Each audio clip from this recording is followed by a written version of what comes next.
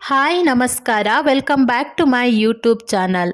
ನನ್ನ ಚಾನಲ್ನ ಸಬ್ಸ್ಕ್ರೈಬ್ ಮಾಡಿ ವಿಡಿಯೋನ ನೋಡಿ ಅಂತ ಹೇಳ್ತಾ ಇವತ್ತಿನ ವಿಡಿಯೋನ ಶುರು ಮಾಡೋಣ.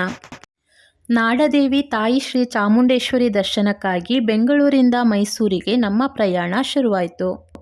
ಬೆಳಿಗ್ಗೆ ಬೇಗ ಎದ್ದು ರೆಡಿಯಾಗಿ 5 ಗಂಟೆಗೆ ಮನೆಯಿಂದ ಬಿಟ್ಟು ಸ್ಯಾಟಲೈಟ್ ಬಸ್ ಸ್ಟಾಪ್ಗೆ ರೀಚ್ ಆದ್ವಿ.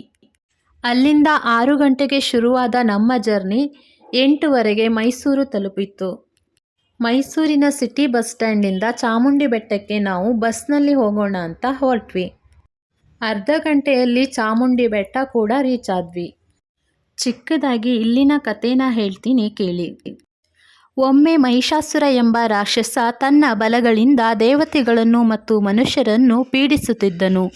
ಇವನ ಕ್ರೂರ ಆಡಳಿತ ಮತ್ತು ಉಪಟಳವನ್ನು ಸಹಿಸಲಾಗದೆ ದೇವತೆಗಳು ಪರಮಶಿವ ಮತ್ತು ದೇವಿ ಪಾರ್ವತಿಯನ್ನು ಮೊರೆ ಹೋದರು. ಇವರ ಪ್ರಾರ್ಥನೆಯ ಸಲುವಾಗಿ ದೇವಿ ಪಾರ್ವತಿಯು ತಾಯಿ ಚಾಮುಂಡೇಶ್ವರಿ ರೂಪದಲ್ಲಿ ಉದ್ಭವಿಸಿದಳು. ಮಹಿಷಾಸುರ ಮತ್ತು ಚಾಮುಂಡೇಶ್ವರಿಯ ನಡುವೆ ಘೋರವಾದ ಯುದ್ಧ ನಡೆಯಿತು. ಈ ಯುದ್ಧದಲ್ಲಿ ಕ್ರೂರ ರಾಕ್ಷಸನನ್ನು ತಾಯಿ ಚಾಮುಂಡೇಶ್ವರಿ ವಧೆ ಮಾಡಿ ಲೋಕಕ್ಕೆ ಶಾಂತಿ ತಂದುಕೊಟ್ಟಳು. ತದನಂತರ ಮಹಿಷಾಸುರ ತನ್ನ ಅಹಂಕಾರ ಬಿಟ್ಟು ದೇವಿ ಚಾಮುಂಡಿ ತಾಯಿಯ ಆರಾಧಕನಾಗಿರುತ್ತಾನೆ. ಆವತ್ತು ಇಲ್ಲಿ ದೇವಿಯ ಮೂರ್ತಿಯನ್ನು ರಥದ ಮೇಲಿಟ್ಟು ವಿವಿಧವಾದ ಪೂಜೆಯನ್ನು ಮಾಡಿ ರಥವನ್ನು ಒಂದು ಪ್ರದಕ್ಷಿಣೆ ಎಳೆಯುತ್ತಾರೆ. ಈ ದೃಶ್ಯವನ್ನು ನಾವು ಕಣ್ತುಂಬಿಕೊಂಡೆವು ಅಂದರೆ ನಮ್ಮ ಅದೃಷ್ಟ ಅಂತ ಹೇಳಬಹುದು. ಇಷ್ಟು ಹತ್ತಿರದಿಂದ ರಥವನ್ನು ಸಾಗಿಸುವುದನ್ನು ನಾನು ಇದೇ ಮೊದಲು ನೋಡಿರುವುದು. ನನಗಂತೂ ತುಂಬ ಖುಷಿಯಾಯಿತು ಈ ದೃಶ್ಯವನ್ನು ನೋಡಿ.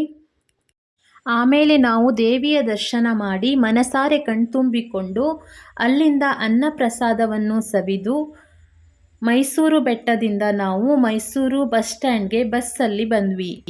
ಮತ್ತೆ ನಮ್ಮ ಪ್ರಯಾಣ ಮಧ್ಯಾಹ್ನ 2ವರೆಗೆ ಮೈಸೂರಿಂದ ಬೆಂಗಳೂರಿಗೆ ಸ್ಟಾರ್ಟ್ ಆಯಿತು. ನಮ್ಮ ಈ ಚಿಕ್ಕ ವಿಡಿಯೋ ನಿಮಗೆ ಇಷ್ಟ ಆಗಿದ್ದರೆ ದಯವಿಟ್ಟು ಲೈಕ್ ಮಾಡಿ, ಶೇರ್ ಮಾಡಿ, ಕಮೆಂಟ್ ಮಾಡಿ.